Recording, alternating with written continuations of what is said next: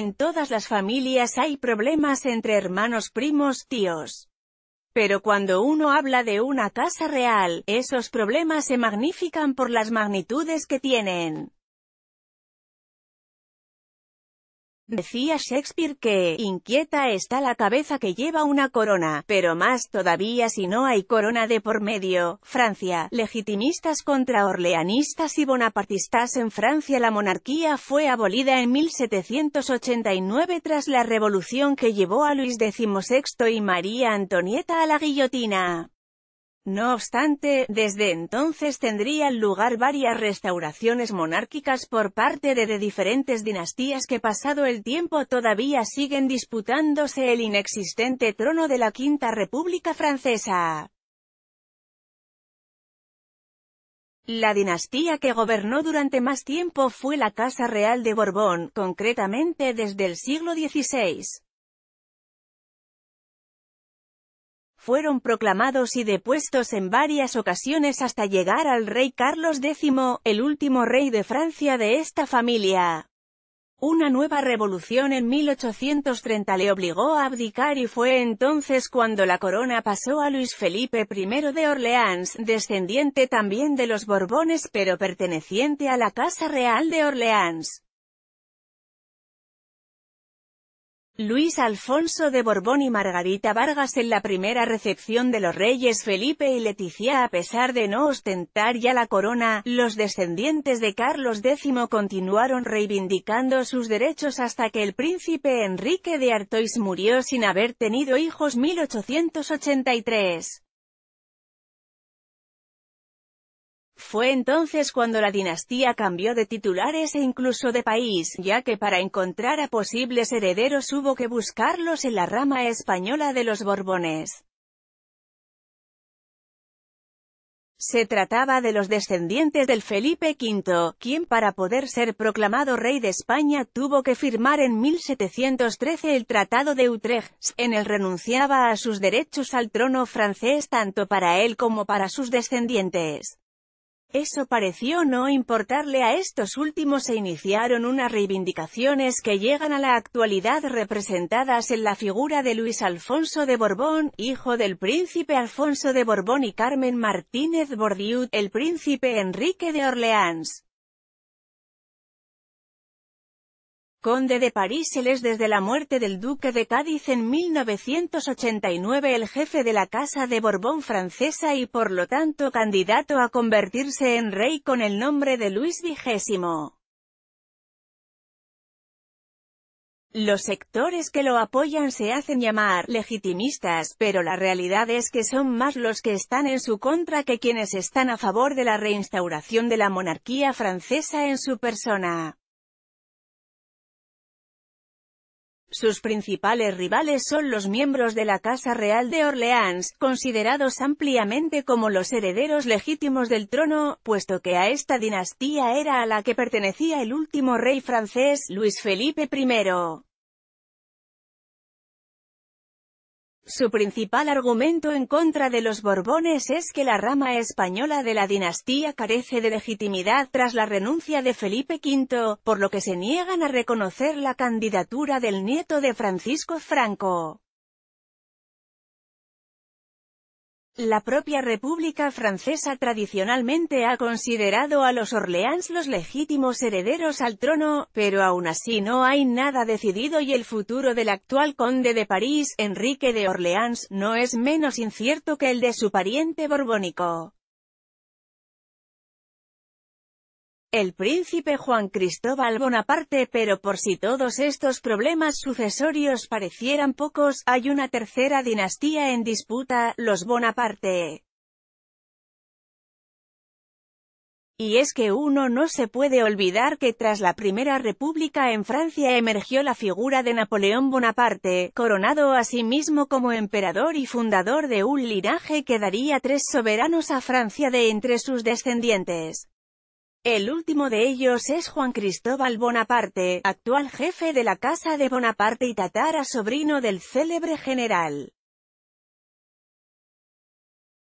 Sus pretensiones al trono son sin duda las menos legítimas de entre los tres posibles candidatos, pero aún así, al igual que ellos, cuenta con muchos apoyos entre el 30% de franceses que a día de hoy se considera monárquico.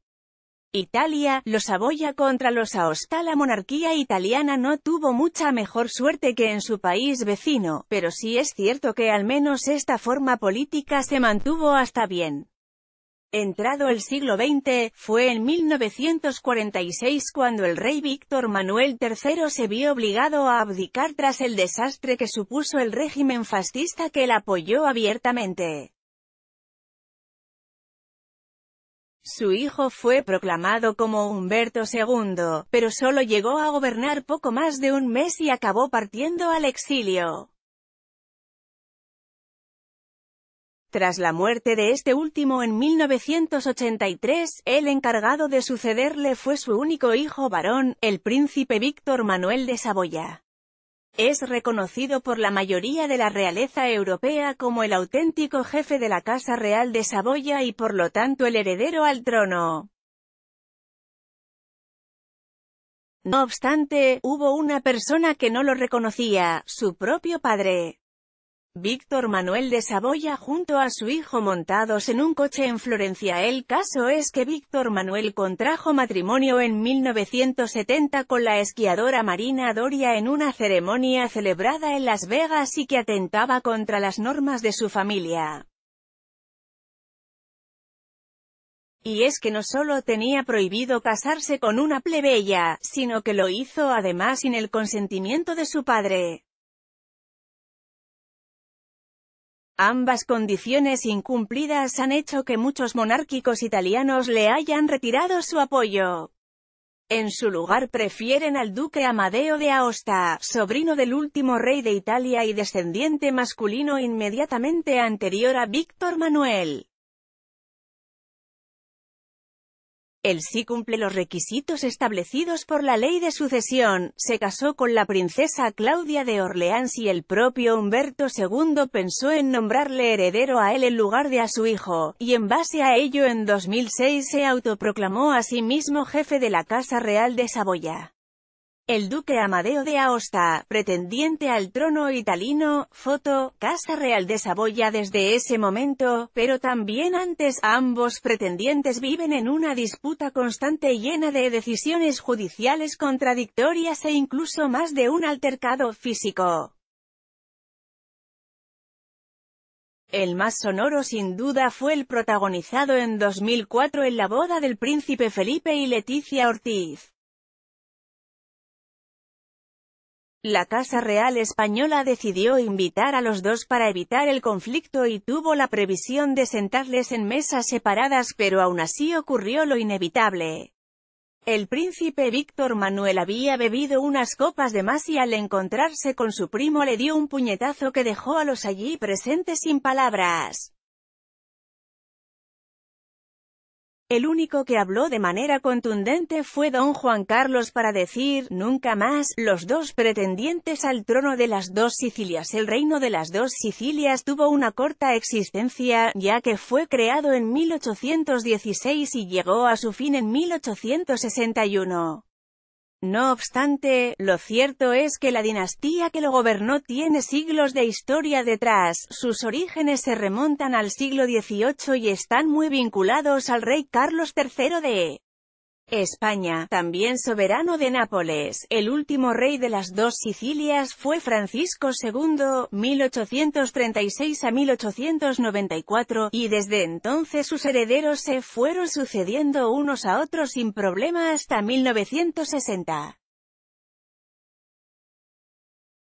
Fue entonces cuando el príncipe Fernando Pío de Borbón dos Sicilias fallece sin descendencia y se abre una escisión en la Casa Real entre dos posibles pretendientes. El duque de Calabria fue su sobrino mayor, el infante Alfonso de Borbón dos Sicilias, quien asumió la jefatura de la familia no sin cierta polémica, ya que su padre había renunciado previamente a sus derechos dinásticos. Por este motivo Rainiero de Borbón dos Sicilias, hermano del príncipe Fernando Pío y tío del infante Alfonso, reclamó para sí la posición de jefe de la Casa Real de las dos Sicilias. Desde entonces los descendientes de ambos viven en una guerra constante llena de idas y venidas. El infante Alfonso murió en 1964 y el encargado de continuar con sus pretensiones fue su hijo mayor, el infante Carlos de Borbón dos Sicilias, duque de Calabria. Primo hermano del rey Juan Carlos, contó desde siempre con el apoyo de la familia real española. De hecho, en 1984 fue el propio don Juan Carlos quien pidió un informe al Consejo de Estado para dilucidar quién debía ser el jefe de la rama italiana de su familia.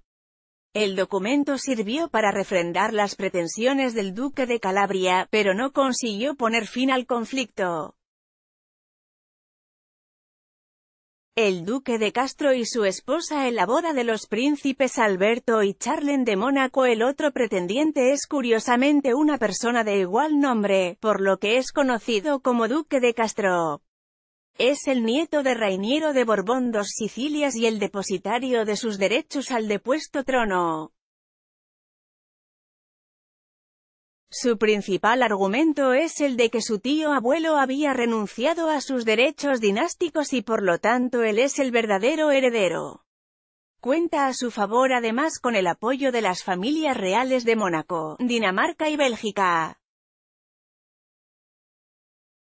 Ambos consiguieron llegar a un acuerdo en 2014 para respetar sus respectivos títulos, pero en 2016 el duque de Castro lo rompió por vía doble. Por un lado criticando de nuevo a sus primos españoles y por otro tomando una polémica decisión, acabar con la ley sálica en la Casa Real de las dos Sicilias, para que su hija pueda ser heredera. El hijo del duque de Calabria en el funeral de su padre. Su actual rival es Pedro de Borbón dos Sicilias tras el fallecimiento del duque de Calabria en 2015, quien no duda en criticar a su primo, hacerse fotos con determinadas personas o estar invitado a determinados eventos no significa que uno esté siendo apoyado o legitimado por ninguna casa real. Asegura ser el único y legítimo heredero, y por mucho vínculo de amistad que tenga con Felipe VI, nada le librará de seguir batallando contra el duque de Castro. La interminable lista de herederos de los Románov, el brutal asesinato del zar Nicolás II de Rusia y su familia por parte de los bolcheviques durante la Revolución Rusa no solo supuso la erradicación de la monarquía en este país, sino que provocó un hecho poco frecuente en este tipo de sistemas: al eliminar a todos los descendientes directos, el hijo y el hermano del zar, hubo que remontarse a la generación anterior para encontrar a un sucesor varón. La ley sálica imperante en la dinastía Románov obligaba a ello, pero lejos de solucionar la situación lo único que se consiguió fue empeorarla. Nadie se esperaba que hubiese dos candidatos igualmente legítimos, por un lado el gran duque Cirilo Vladimirovich, primo hermano del zar, y por otro el gran duque Nicolás Nikolayevich, tío abuelo del zar. Ninguno de ellos se aceptaba entre sí y cada uno tenía sus propios argumentos en contra de su rival.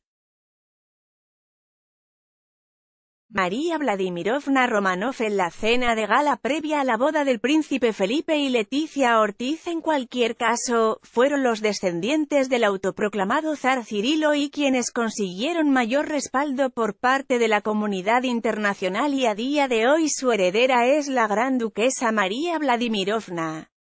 Nacida en Madrid, desde que asumiese los derechos de su rama familiar en 1992 hectáreas estado cuestionada por el resto de los Románov, quienes amparándose en la ley sálica sostienen que una mujer no puede ser heredera al trono.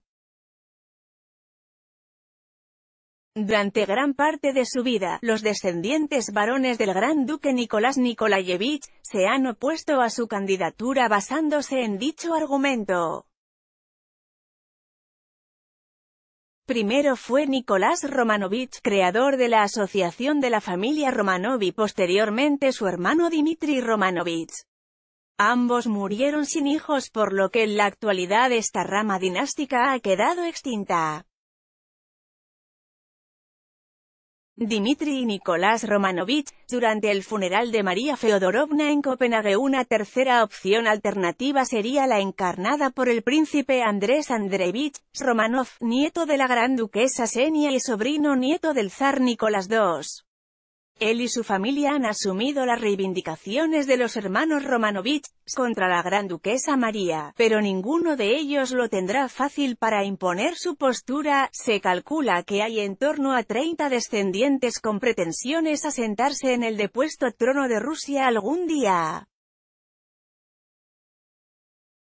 Sin duda un auténtico rompecabezas para cualquier genealogista.